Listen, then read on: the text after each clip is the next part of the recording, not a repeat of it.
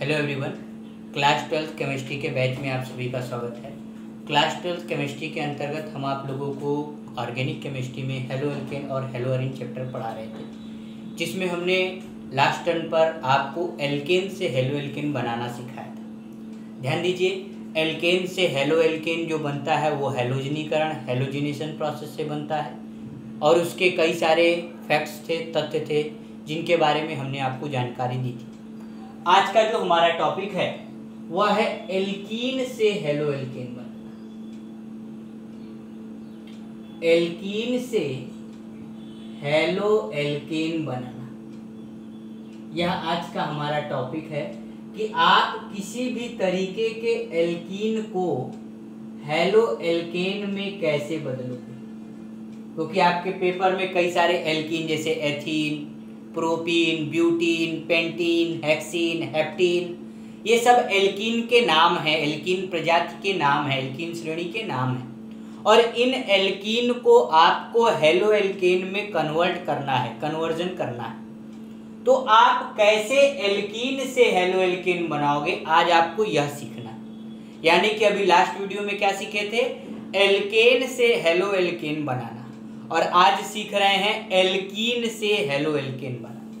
तो ध्यान दीजिए, एल्कीन से हेलो एल्केन बनता कैसे है। अगर मैं आपको सिंपल शब्दों में बताऊं तो एल्कीन की अभिक्रिया, एल्कीन का रिएक्शन जब HX के साथ कराया जाए, X आप जानते हैं, पहले दिन से पढ़ा रहे हैं, X है क्लोरीन, फ्लोरीन, ब्रोमीन, आयोडीन। जब एल्कीन की क्रिया HX के साथ कराया जाए, HX में आपका HCl हो सकता है, HF हो सकता है, HBr हो सकता है, HI हो सकता है। तो एल्कीन की क्रिया HX का को हम लोग कहते भी हैं हैलोजन एसिड, हिंदी में हैलोजन अम्ल। तो एल्कीन की क्रिया HX के साथ कराने पर हमें हेलो एल्केन प्राप्त होता है।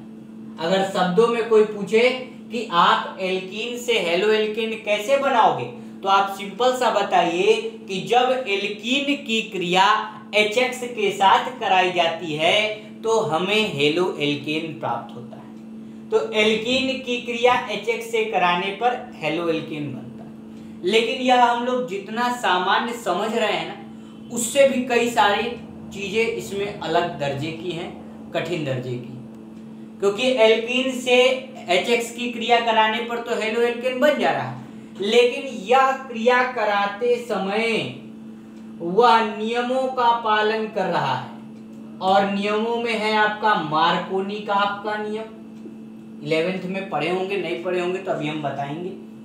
और दूसरा है एंटी मार्कोनी का आपका नियम, जिसका दूसरा एक और नाम भी है खरेस प्रभाव।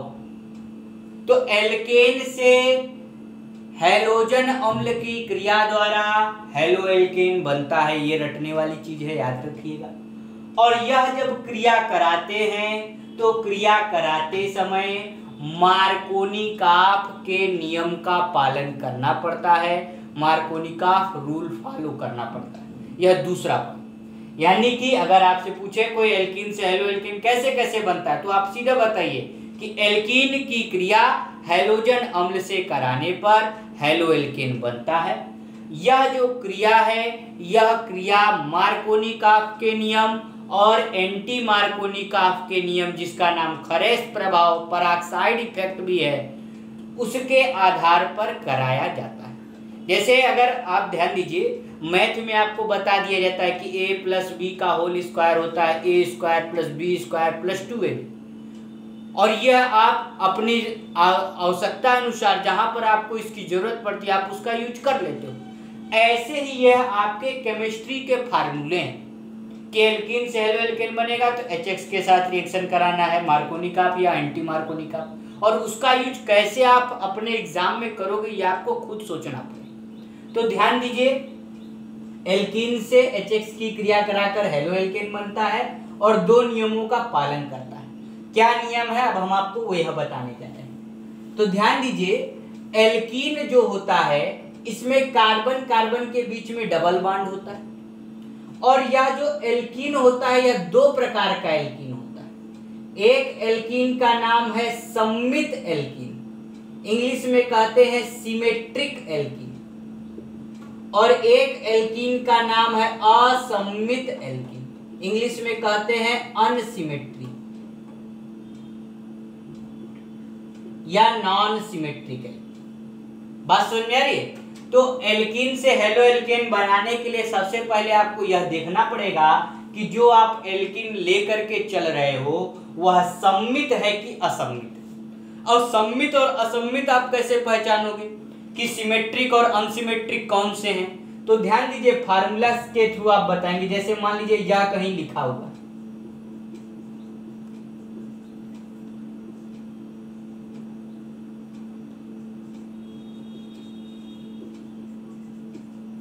ठीक, या दो फार्मूले हमने आपके सामने लिखे हुए हैं। अब इस दोनों फार्मूले में एल्कीन है क्योंकि कार्बन कार्बन के बीच में देखिए डबल बॉन्ड बना हुआ। आपसे अगर पेपर में पूछा जाए कि बताइए सममित कौन है और असममित कौन है, सिमेट्रिक कौन है और असिमेट्रिक कौन है, तो जहां डबल बॉन्ड बना है आप वहां चले जाइए। यहां बना है डबल बॉन्ड, हम यहां आ गए, और डबल बॉन्ड पर जो कार्बन है उस कार्बन में हाइड्रोजन कितने जुड़े हैं? इधर भी एक जुड़ा है और इधर भी एक। अगर दोनों तरफ डबल बॉन्ड के हाइड्रोजन सेम हैं तो इसे सममित कहते हैं। और अगर डबल बॉन्ड के दोनों तरफ हाइड्रोजन सेम नहीं है, जैसे यहां पर इधर एक है और इसमें देखिए दो हाइड्रोजन, डबल बॉन्ड के दोनों तरफ हाइड्रोजन की संख्या बराबर होती है तो उसे सममित कहते हैं, और बराबर नहीं होती है तो उसे अनसिमेट्रिक असममित कहते हैं। ध्यान से समझ में आया होगा आपको कि एल्कीन से हेलो एल्केन बनाते समय मार्कोनिकाक का नियम लगाते हैं। नियम लगाने से पहले हमें यह जान लेना जरूरी है कि आपका एल्कीन सममित है कि असममित है। तो यहाँ पर मैंने दो एग्जाम्पल लेकर के आपको दिखाया कि अगर डबल बॉन्ड से जुड़े कार्बन पर हाइड्रोजन की संख्या बराबर है तो उसे सममित एल्कीन कहते हैं, और डबल बॉन्ड से जुड़े कार्बन पर यदि हाइड्रोजन बराबर नहीं है तो उसे असममित असममित एल्कीन कहते हैं। बात समझ में आ गई? यानी कि इस रिएक्शन को करने से पहले आपको सममित और असममित पहचानना पड़ेगा, सिमेट्रिक और अनसिमेट्रिक पहचानना पड़ेगा। और ध्यान से देख लीजिए, एक और अगर हम एग्जांपल आपको बता दे रहे हैं, और देखिए ध्यान से, CH3C double bond C CH3 CH3 यह बना है, यह यौगिक है, हाइड्रोजन वगैरह आपने लगा दिए, या आपके किताब में यह यौगिक मान लीजिए बना हुआ। अब बताइए यह सममित है कि असममित है? तो पहचानने के लिए आप क्या करेंगे, जहां डबल बॉन्ड लगा है वहां पे पहुंच जाएंगे, यहां पर लगा यहीं पहुंच गए। डबल बॉन्ड इन दोनों के बीच में लगा है, दोनों कार्बन देख लेंगे। इस कार्बन पर चार बॉन्ड में कहीं हाइड्रोजन है, देखिए एक बॉन्ड, दो बॉन्ड, तीन बॉन्ड, चार बॉन्ड। कार्बन चार ही बॉन्ड बना सकता है क्योंकि उसकी वैलेंसी चार है, तो चार बॉन्ड में कहीं हाइड्रोजन है? नहीं है। तो जब हाइड्रोजन नहीं है तो इसमें हाइड्रोजन की संख्या कितनी हो गई? 0। अच्छा, इसके देखिए 1 2 3, एक हाइड्रोजन इसमें है तो इसमें हाइड्रोजन की संख्या कितनी हो गई? 1। बात समझ में आ रही? तो अब बताइए क्या 0 और 1 बराबर हैं? नहीं बराबर है। तो डबल बॉन्ड से जुड़े कार्बन पर हाइड्रोजन की संख्या बराबर नहीं है तो यह आपका कैसा एल्कीन होगा? असममित होगा। अगर हाइड्रोजन की संख्या बराबर होती, बराबर कैसे हो जाएगी? मान लो अगर यह सवाल दिया, अब देखिएगा तो इधर भी एक हाइड्रोजन है और इधर भी एक, अब बराबर हो गई, तो अब सममित। बात समझ में आ गई? तो सममित और असममित पहचान लिए होंगे। तो अब ध्यान दीजिए, जब सममित कार्बन की क्रिया कराते हैं, सॉरी, जैसे कि सममित हमने एक बना लिया, CH3 CH double bond CH CH3 सममित है, और इसकी क्रिया HX के साथ कराते हैं, तो इसमें कोई मार्कोनिकाक का नियम फॉलो नहीं करना पड़ेगा। सममित में नियम फॉलो नहीं होगा, सममित का एकदम फिक्स है। जहां डबल बॉन्ड है आपका मन, आप इधर H ले जाओ, इधर X ले जाओ, क्या बनेगा? CH3 CH X CH CH3 और एक H इस पे पहुंच गया तो CH2। डबल बॉन्ड हट करके क्या हो जाएगा? Single bond. अगर सममित है तो आप फ्री हैं कि जहां पर डबल बॉन्ड हो उन दोनों में से किसी भी कार्बन पर आप हाइड्रोजन और X ले जा सकते। तो इसका मतलब ये नहीं कि हमने कहा किसी भी तो Ml जोड़ दिए, Ml जोड़ दिए, नहीं। जहां पर डबल बॉन्ड है उस डबल बॉन्ड पर आप एक जगह H ले आइएगा, एक जगह X ले आइएगा। और कोई अगर ये H जो है यहां ले आया, X यहां ले आया, तब भी गलत उसका नहीं है। मतलब इसमें दो आंसर बन सकते हैं। दूसरा आंसर भी हम बनाते हैं, CH3 CH double bond CH CH3। पहले जो सवाल था लिख लिए, डबल बॉन्ड जहां है उसको हटा करके सिंगल बॉन्ड कर लीजिए। इस CH पर आप लेकर के आए हैं X, तो यहाँ पर X कर लीजिए। इस वाले CH पर H लेकर के, एक H पहले से था, एक H और आ गया तो CH। अगर आप उल्टा करते हैं, मान लीजिए अगर कोई कहे नहीं नहीं हम ये वाला X यहाँ लाएंगे और H को यहाँ लाएंगे, तो ये वाला बनेगा। ध्यान दीजिए, सारा कंपाउंड पहले जो बना हुआ है बना लीजिए। डबल बॉन्ड की जगह क्या कर दीजिए? सिंगल बॉन्ड कर दीजिए। X को इधर लेकर के आइए तो CH के पास आ गया X, और H को इधर लेकर के आए तो इसकी जगह पर लगा दीजिए H। H को ऐसे अलग नहीं लिखा था, H को इसी में जोड़ दिया था। एक H पहले से था तो CH2 हो। अगर सममित कार्बन है तो आप स्वतंत्र हैं कि डबल बॉन्ड के किसी भी जगह पर H ले जा सकते हैं और X ले जा सकते हैं। लेकिन हाँ ध्यान रखिएगा, डबल बॉन्ड ये नहीं कुछ होते हैं कि यहाँ पर H लगाने लग जाएंगे, उनका गलत होगा। जहां डबल बॉन्ड हो उस डबल बॉन्ड के किसी भी जगह पर X, किसी भी जगह पर H आप लगा सकते। बात क्लियर हो गई? लेकिन अगर असम्मित हो तो ऐसा नहीं होगा। सम्मित में आप फ्री हैं कि किसी भी जगह पर आप लगा सकते, लेकिन असम्मित में ऐसा नहीं है, अनसिमेट्रिक में ऐसा नहीं। बात क्लियर है? फिर से मैं एक एग्जांपल लेकर के आपको बता दे रहा हूं, ध्यान दीजिए। CH3 CH2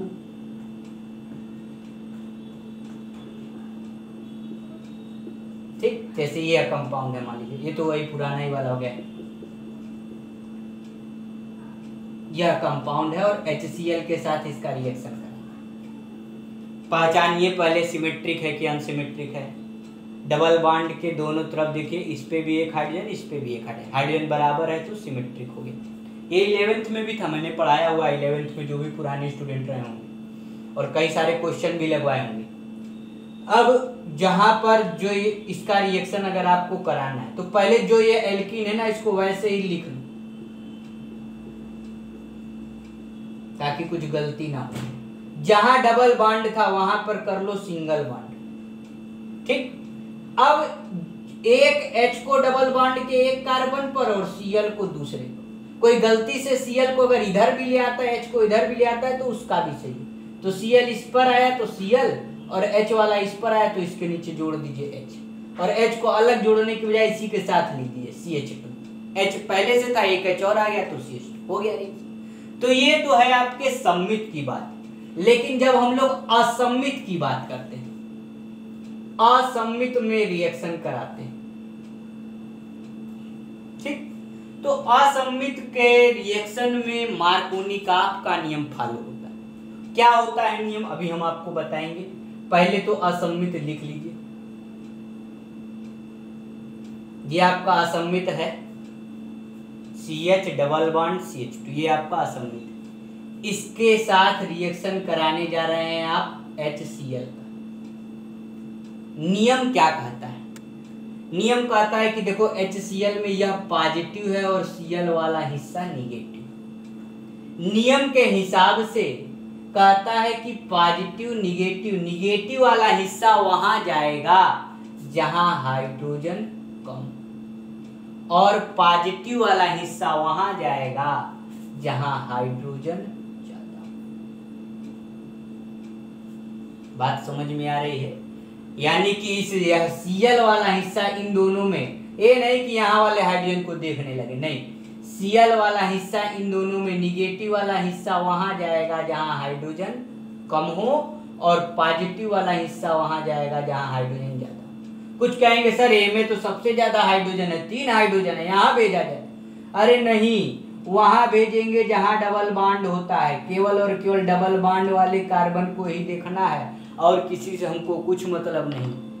तो क्या होगा, CH3 CH CH2, पहले जो है वो लिख लिए, डबल बॉन्ड की जगह लगा लिए सिंगल बॉन्ड, इसके साथ लगा लिए Cl और इधर लगा लिए CH3। निगेटिव वाला हिस्सा उधर जाएगा जहां हाइड्रोजन कम हो, और पॉजिटिव वाला हिस्सा उधर जाएगा जहां हाइड्रोजन ज़्यादा हो। इसे ही मार्कोनिकॉफ का नियम कहते हैं। 11th में है, नोट्स में हम आपको दे देंगे। बात समझ में आ रही है। और एंटी मार्कोनिकॉफ में उल्टा हो जाता है कि निगेटिव वाला हिस्सा वहां जाएगा जहां हाइड्रोजन ज़्यादा हो, पॉजिटिव वाला हिस्सा वहां जाएगा जहां हाइड्रोजन कम हो। लेकिन उसमें एक खास बात बताया, अगर इसी को एंटी मार्कोनिकॉफ के नियम से करना चाहा तो रिएक्शन के ऊपर हमेशा R2O2 या H2O2 का लिखा होना जरूरी है। अब क्या होगा कि निगेटिव वाला हिस्सा वहां जाएगा जहां हाइड्रोजन ज्यादा हो, पॉजिटिव वाला हिस्सा वहां जाएगा जहां हाइड्रोजन कम हो। तो आंसर में यहाँ पर H आ जाएगा, तो ये CH2 हो जाएगा और ये CH2Cl हो जाएगा। बात समझ में आ रही? तो एंटी मार्कोनिकॉफ का नियम यह है, मार्कोनिकॉफ का नियम यह है। यह काम आप कब करते हैं? असम्मित कार्बन में ही करते हैं, सम्मित में आप ऐसा नहीं करते। बात समझ में आ रही है? फिर से अगर एक बार हम बता दे रहे हैं, असम्मित का हम एक और एग्जाम्पल ले रहे हैं। मान लीजिए यह एक कंपाउंड है, CH3 CH2 CH double bond CH2 plus HI का रिएक्शन कराना है। पहले मार्कोनिकॉफ के नियम से कराते हैं। जब कुछ नहीं लिखा होगा तीर के ऊपर तो मार्कोनिकॉफ लगाना है, और जब तीर के ऊपर R2O2 H2O2 लिखा हो तो एंटी मार्कोनिकॉफ। अब जो HI है उसमें आगे वाला हिस्सा पॉजिटिव होता है, पीछे वाला हिस्सा निगेटिव होता है। सभी प्रकार के कंपाउंड में ऐसा ही होता है। अब निगेटिव वाला हिस्सा वहां जाएगा जहां हाइड्रोजन कम हो, तो पहले डबल बॉन्ड देख लीजिए, इसमें हाइड्रोजन कम कहाँ है? यहाँ पर, तो यहाँ पर I।